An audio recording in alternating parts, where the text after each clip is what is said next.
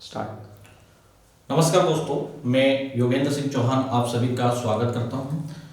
MPPSC का नया syllabus और उस नए सिलेबस पर सबसे इम्पोर्टेंट होने वाला है आपके लिए एमपीपीएससी टारगेट मिशन, अगर कहें तो गलत नहीं होगा, 2020 और प्री के लिए सबसे महत्वपूर्ण है मध्य प्रदेश के राजवंश। जी हाँ, हम कैसे पढ़े मध्य प्रदेश के राजवंशों को और किस तरह से एग्जाम में क्वेश्चन होंगे राजवंशों के।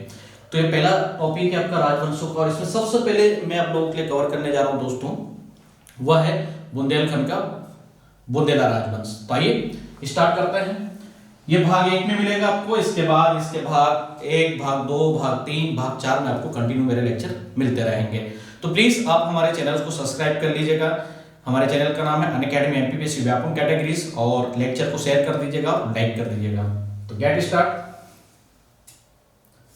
सबसे पहले हमें समझना है कि बुंदेलखंड है क्या। हेडिंग डालेंगे आप बुंदेलखंड का बुंदेला राजवंश। कहां से आया ये बुंदेला राजवंश, जिसमें हमने कपि प्रतापी राजाओं को पढ़ा, ओरछा के अंदर हमने रुद्र प्रताप जी को पढ़ा, राजा छत्रसाल को पढ़ा। सब कुछ आपको डिटेल्स में यहां पर मिलने वाला है। तो सबसे पहले बुंदेलखंड का बुंदेला राजवंश समझने से पहले हमें मध्य प्रदेश का मानचित्र बना लेना चाहिए। इस मानचित्र से हमें इसकी भौगोलिक स्थिति और ये राजवंश कालांतर में और वर्तमान में कहां पर अस्तित्व में था। एक रिवर है जो बेत्रवती या बेतवा के नाम से भी पुराणों में वर्णित रही है। हमें अभी यहाँ पे लोकेशन नहीं देखना दोस्तों कि कहां से निकल रही है, कि रायसेन जिले से निकलती है, नहीं देखना है। हमें सिर्फ यही देखना है कि इस नदी के किनारे एक नगर बसा हुआ है जो बहुत ही प्राचीन है। मैं बात कर रहा हूं दोस्तों यहां पर ओरछा की। किस तरह से ओरछा में बुंदेला राजवंश की उत्पत्ति होती है, मेरी बात समझ रहे हैं आप। बहुत डीप में हम पढ़ने वाले, हर एक टॉपिक को हम काफी अच्छे से यहां पर एनालिसिस करेंगे। इसी के पास में यहां पर है बरौदा। हमने रामायण को पढ़ा है, हमने रामायण को देखा भी है, समझा भी, कहीं टेलीविजन पे भी देखा है कि भगवान राम के 2 पुत्र हुए थे, एक का नाम लव और एक का नाम कुश। तो भगवान राम के वंशज कहलाते हैं बुंदेला राजवंश।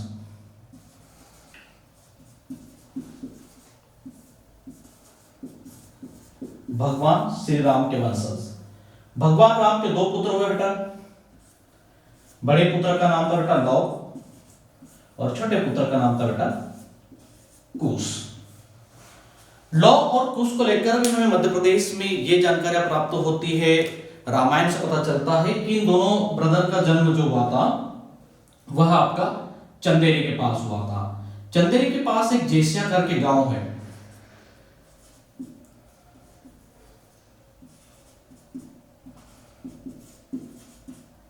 इसी गांव में लव और कुश का जन्म हुआ था। लव की शादी यहां पर विदिशा की नाग कन्या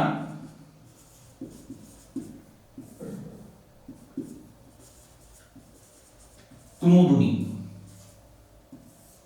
से शादी होती है। अर्थात अगर आपसे पीएससी में यह भी क्वेश्चन आ रहा है कि भगवान श्री राम के पुत्र, छोटे पुत्र कुश ने मध्य प्रदेश के कौन से क्षेत्र पर राज किया था बेटा, तो वह किया था इन्होंने विदिशा का।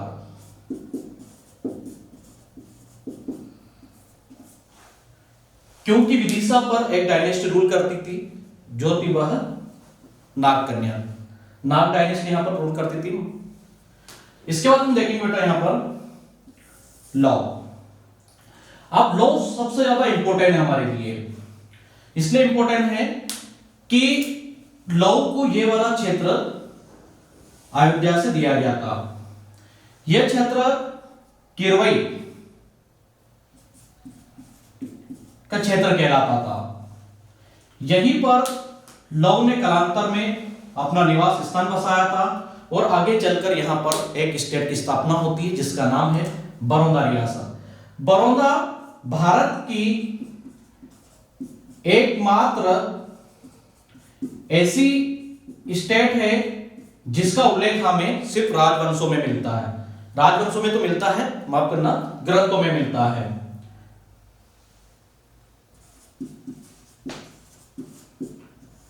रामायण में उल्लेखित है, रामचरित्र मानस में भी हमें इसका उल्लेख मिलता है। अब बोलेंगे सर हम बुंदेला राजवंश पढ़ रहे हैं और आप कहां पुराणों में जा रहे हैं, तो आपको काफी अच्छे से समझना होगा दोस्तों कि हमें यह देखना है कि ये बुंदेला राजवंश अस्तित्व में आया कहां से है। तो ये भगवान श्री राम के पुत्र बड़े लव के वंशज हैं और इसी से उत्पत्ति होती है आपके बुंदेला राजवंश की। और जब बड़ौदा के 11वें महाराज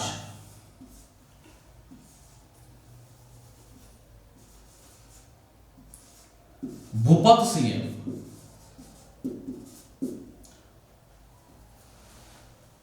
मैं लिख देता हूं यहां पर 11वें महाराज, और एक उल्लेख और आता है पंचम का। तो पंचम सबसे पहले यहां पर हमको देखने को मिलता है ओरछा में, फर्स्ट पंचम सिंह बुंदेला। फिर भी अगर हम देखेंगे तो फाउंड कब से करें हमें, इन्हें फाउंड करने के लिए हमें सबसे पहले देखना होगा 1501 का टाइमिंग। 1501 बुंदेला राजवंश के लिए काफी महत्वपूर्ण, क्योंकि 1501 में ही ओरछा रियासत की स्थापना करेंगे रुद्र प्रताप बुंदेला। अगर आपने इतना नोट डाउन कर लिया हो तो आप बिल्कुल इसको नोट करें बेटा, ये बहुत ज्यादा इंपॉर्टेंट है। आपसे एमपीपीएससी ये क्वेश्चन जरूर पूछेगा कि बुंदेला राजवंश कौन से वंश से है, तो भगवान श्री राम के बड़े पुत्र लव से संबंधित है।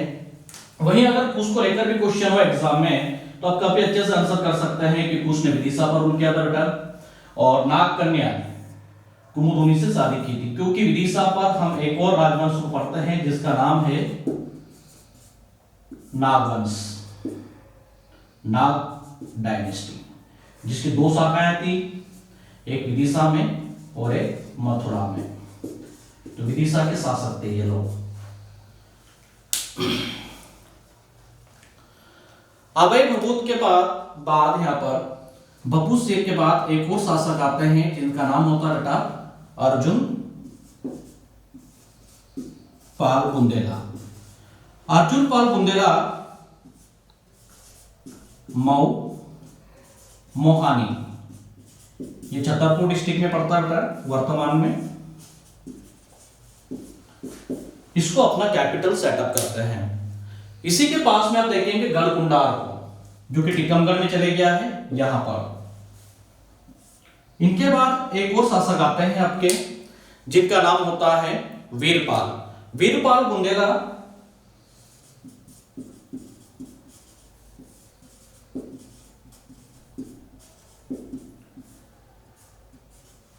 अपना सेटअप करते हैं महू मोहानी को। ये भी इन्होंने भी महू मोहानी को ही अपना सेटअप बनाया दोस्तों। इसके बाद कभी भी इन्होंने अपने राज्य का विस्तार नहीं किया वीरपाल बुंदेला के बाद। इनके बाद आता है शोनपाल बुंदेला, जिसको लेकर आप फर्स्ट पढ़ लेते हैं कि यह पहले ज्ञात बुंदेला शासक है। ऐसा नहीं है, हमने देख लिया कितना रामायण को पढ़ा है हमने, उसके रामायण के बाद हम ये भी देखने जा रहे हैं कि वीरपाल बुंदेला के बाद अगर आप सोनपाल बुंदेला को पढ़ते हैं तो वो गलत है। सोनपाल बुंदेला पहले किंग्स नहीं होंगे बेटा आपके। तो इतना नोट कर लिया हो तो हम इसको एरस करते हैं, यहाँ पे मिटा दें बेटा। चलिए आपका एमपी वैसे ही बना रहेगा, ठीक है, मैप को हम कुछ नहीं करेंगे।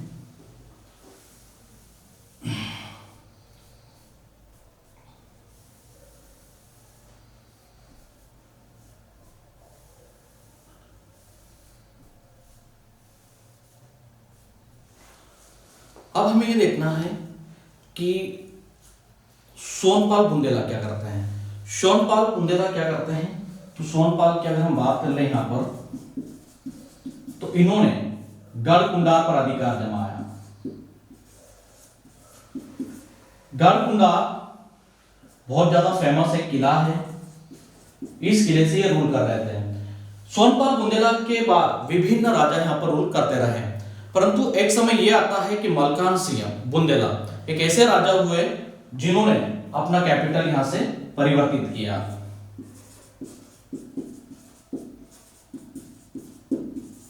मलकान सिंह बुंदेला के 6 लड़के हुए।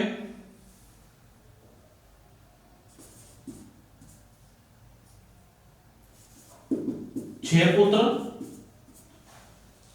इन्हीं 6 पुत्रों में से इनका तीसरा लड़का था रुद्र प्रताप बुंदेला। बहुत ज्यादा फेमस है दोस्तों, यहां पर काफी अच्छे सबको समझना है।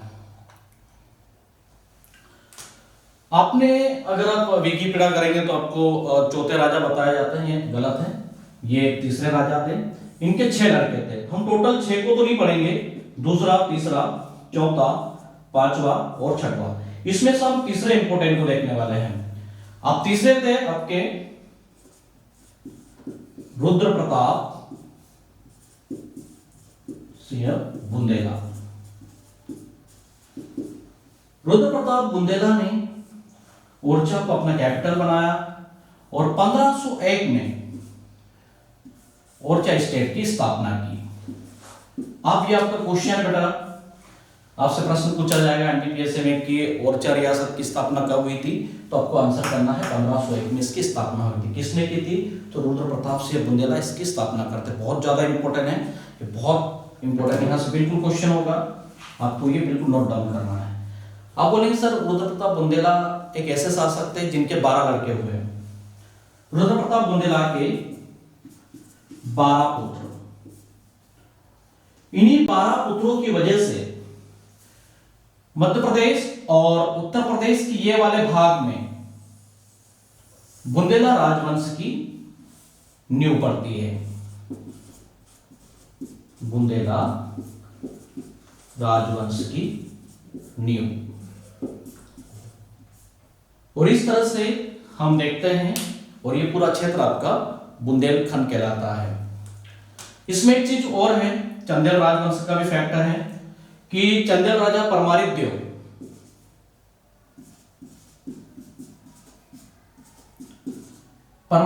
ने अपनी लड़की चंद्रावती देवी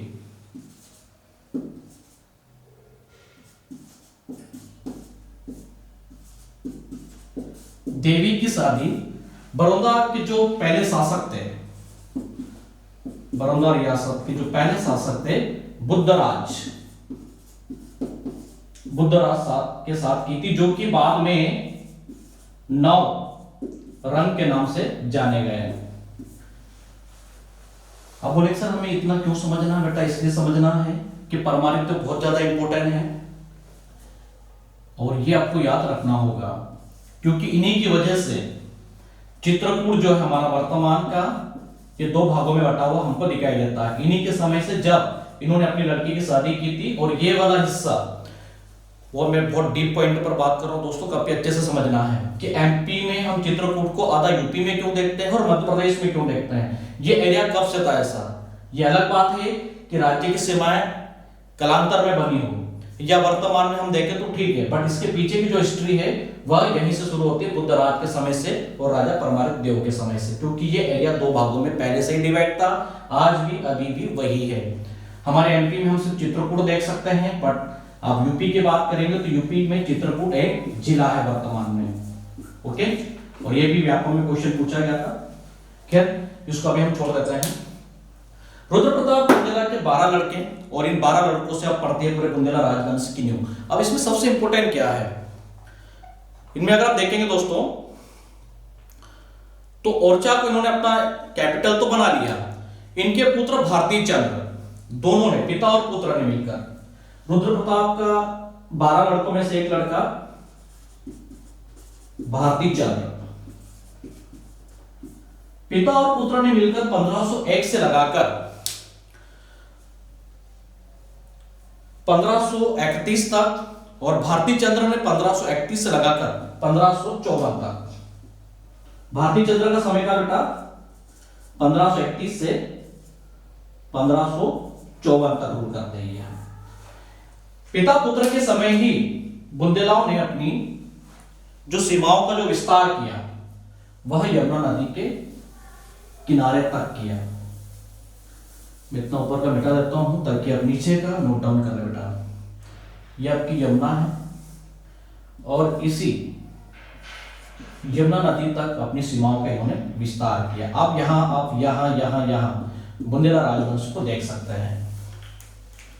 इसके बाद आप देखेंगे बेटा कि इन्हीं के टाइमिंग पर 1545 में भारतीय चंद्र पर एक आक्रमण हुआ था। 1545 ईस्वी में मुस्लिम शासक शेर शाह सूरी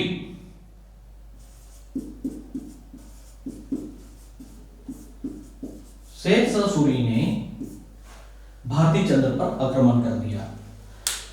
वर्तमान का सतना जो कलिंजर के नाम से विख्यात रहा कालांतर में, इसने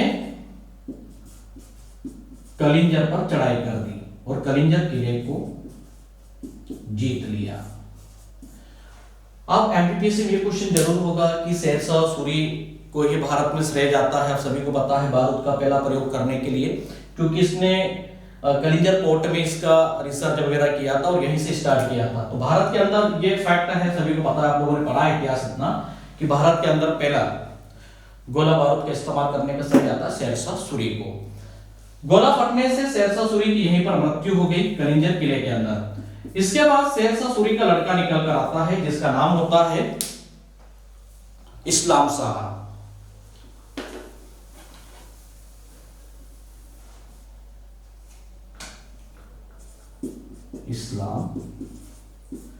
इस्लाम शाह कुछ समय तक यहां पर कलिंजर किले पर आधिपत्य जमाता है, परंतु बाद में भारतीय चंद्र की अगुवाई में वापस से बुल्लरों के आक्रमण होते हैं और ये इस किले को वापस से आजाद करा लेते हैं। परंतु एक फैक्ट ये भी है बेटा, जैसिया करके गांव है यहाँ पर एक, जो सतना के पास में पड़ता है।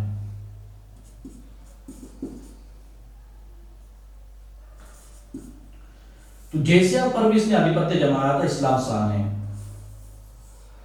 ये भी आपको याद रखना है, बहुत ज्यादा इंपॉर्टेंट है। अब यहां पर हम एक फैक्टर की और बात करेंगे थोड़ा सा।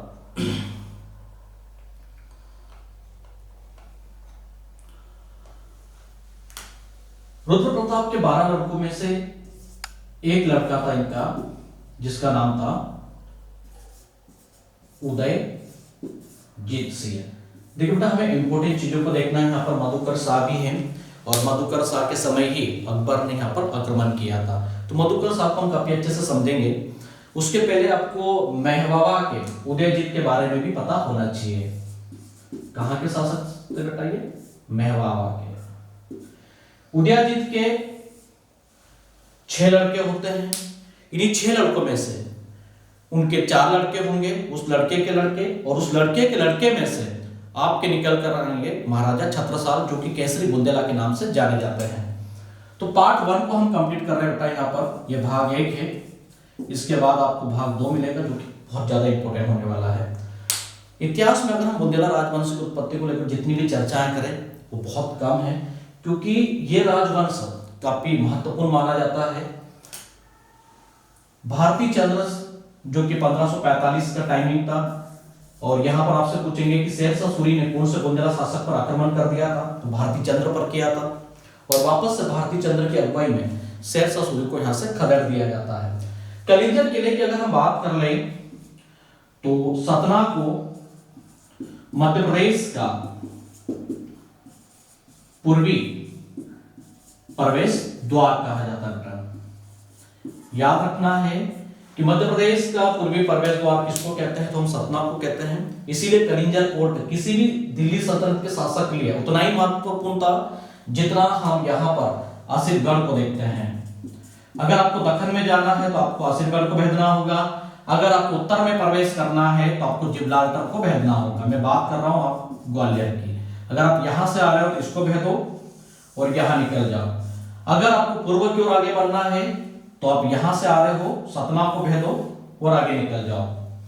तो सतना पूर्वी प्रवेश द्वार कहलाता है एमपी का। थोड़ा ये भी ऐड कर लीजिएगा। बुंदेला राजवंश क्यों मिलता है हमें मध्य प्रदेश के अंदर, बड़ा एक प्रश्न हो रहा है। तो इसकी भी एक इतिहास है बहुत पीछे का कि भगवान श्री राम के दादा, ये समझा देते हैं।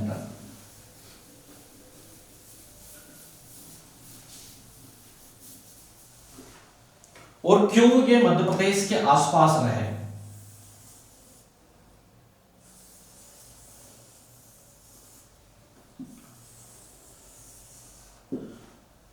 यहां पर है आपका बेटा अजयगढ़। अजयगढ़ की स्थापना या अजयगढ़ को किसने बसाया था कहूं तो गलत नहीं होगा। अजयगढ़ की स्थापना आज ने की थी।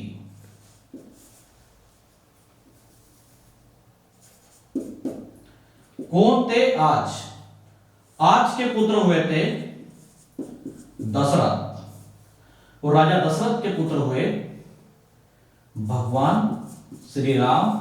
और श्री राम के दो पुत्र को हमने देखा, लव और बेटा कुश को। अजयगढ़ वैसे भी बुंदेलखंड के आधिपत्य में रहा है, परंतु यहां पर हम बरोदा और इसके विदिशा इन क्षेत्रों में हम क्यों देखते हैं भगवान श्री राम के पुत्रों को? क्योंकि इनका एरिया पहले से ही इनके ग्रैंडफादर के समय से रहा है। तो अजयगढ़ की स्थापना की थी बेटा, अजयगढ़ को जो बसाया था वो राजा आज ने बसाया था। इसके बाद राजा दशरथ आते हैं मध्य प्रदेश के ये वाले स्थान पर। हमें नर्मदा नदी को निकाल लेना चाहिए। ओके, यहां पर पड़ता है बेटा आपका मंडला।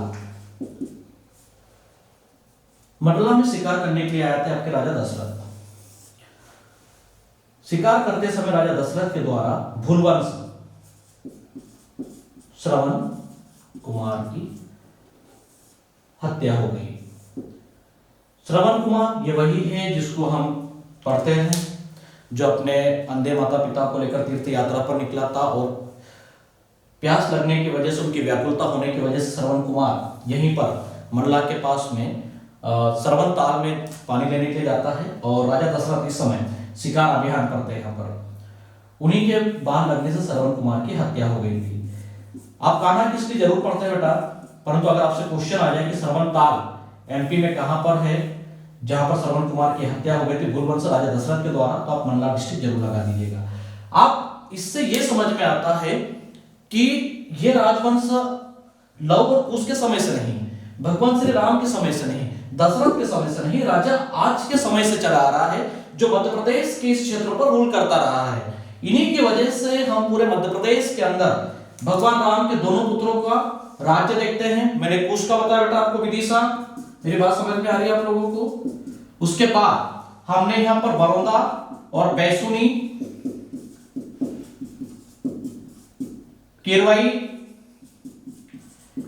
इन सभी क्षेत्रों पर रूल करते हुए हमने पुराणों में लव को देखा, और लव से की शाखा से निकल कर गए इनके वंशज, और इन्हीं वंशज में से हमने बुंदेला राजवंश को निकाल लिया। और इस तरह से बुंदेला राजवंश, जो कि भगवान श्री राम के वंशज अर्थात लव के पिता श्री राम, और इसीलिए इनके टाइटल भी लगता है श्री राम राजाधिराज राजेश्वर टाइटल के साथ ये अपना नाम लगाते हैं। इस तरह से बुंदेला राजवंश बेटा आपका अस्तित्व में आता है। थोड़ा सा और विवरण देखेंगे हम मधुकर शाह का। मधुकर शाह का बड़ा पुत्र होता है बेटा राम शाह। तो मधुकर शाह कब से कब तक रूल करता है बुंदेला शासक?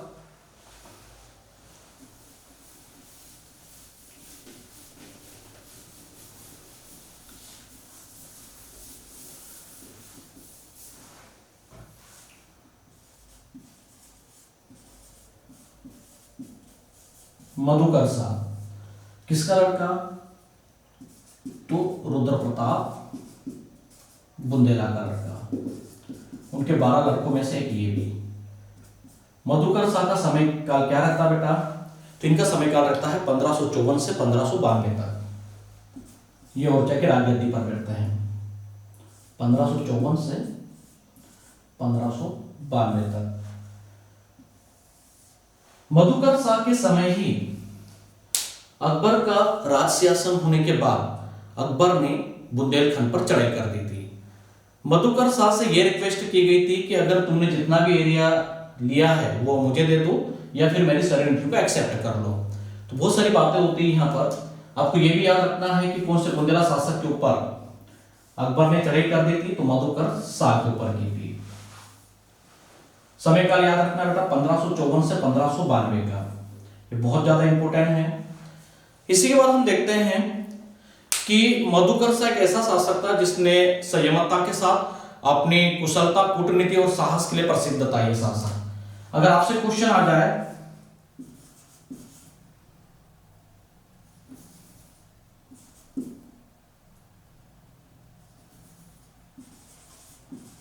कुशल, शांत,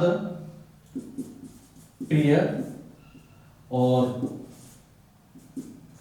बुद्धिजीव बुंदेला शासक कौन सा कहलाता है जो अपनी कुशलता के लिए विख्यात रहा है, तो वह है बेटा आपका मधुकर शाह। यह आपको काफी अच्छे से यहां पर याद रखना है। अगर इतना नोट डाउन कर लो तो हम आगे बढ़े बेटा। यहां पर मधुकर शाह के बाद उनका बड़ा पुत्र आता बेटा राम शाह।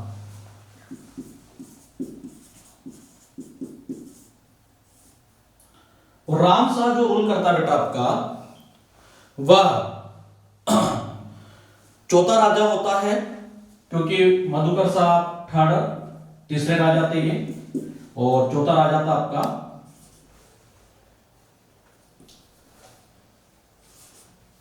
राम शाह, चौथा राजा।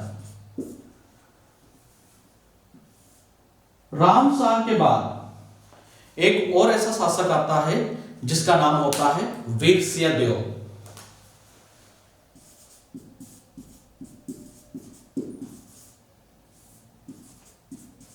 वीरसिंह देव बुंदेला। जहांगीर जो कि अकबर से नाराज होकर ओरछा में आकर रुका था, और जहांगीर यहां पर वीरसिंह माफ करना बेटा वीरसिंह देव, ठीक है हाँ। तो जहांगीर राम शाह को यहां से गद्दी से उतार देता है 1605 में, और वीरसिंह बुंदेला को यहां का शासक बना देता है, और ये बनते हैं वीरसिंह बुंदेला आपके यहां के 5वें राजा। क्यों उतारता है गद्दी से ये, तो इसके पीछे की एक स्टोरी है, स्टोरी क्या वास्तविकता बेटा, और वह वास्तविकता ये है, इतना नोट कर लीजिएगा नीचे।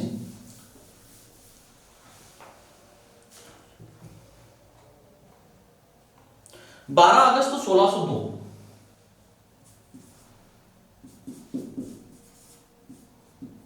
12 अगस्त 1602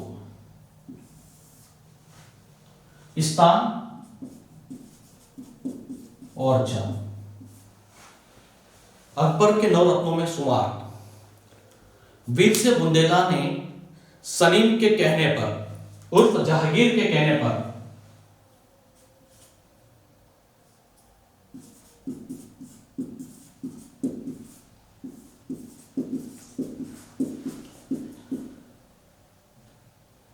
(1602) में वीरसिंह बुंदेला ने अबुल फजल की ओरछा में हत्या कर दी, जिससे खुश होकर वीरसिंह देव को जहांगीर 1605 में राज सिंहासन पर बिठा देता है, क्योंकि उसने यहां पर उसकी मदद की थी। अबुल फजल की हत्या होने पर अकबर ने क्या कहा था बेटा, अकबर के ये शब्द रहे थे कि शहजादे को अगर सत्ता चाहिए थी तो वो मुझसे कहता, मुझसे मांग लेता, ना कि मेरे अजीज मेरे प्रिय अबुल फजल को मारता। तो हम देख सकते हैं कि 1602 के बाद अकबर का जितना भी टाइमिंग रहा है वो अच्छा नहीं रहा है, और सराय बरार में इसकी हत्या कर दी गई थी बेटा, सराय बरार में। यहीं पर जब जहांगीर गया था तो वीरसिंह बुंदेला ने एक महल का निर्माण करवाया जो जहांगीर महल के नाम से प्रसिद्ध रहा है।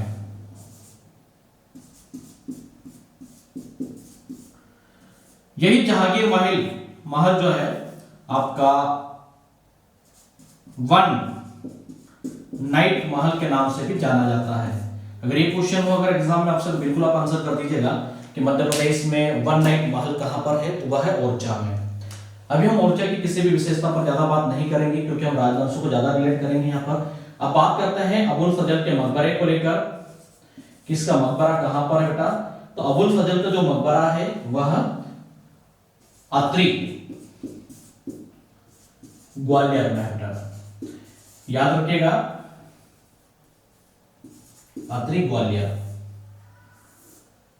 अबुल फजल के गुरु का नाम अगर पूछे बेटा आपसे, तो इनके जो गुरु थे मैं आपको बता दूं, इनके गुरु का नाम भी बता देता हूं बेटा आपको।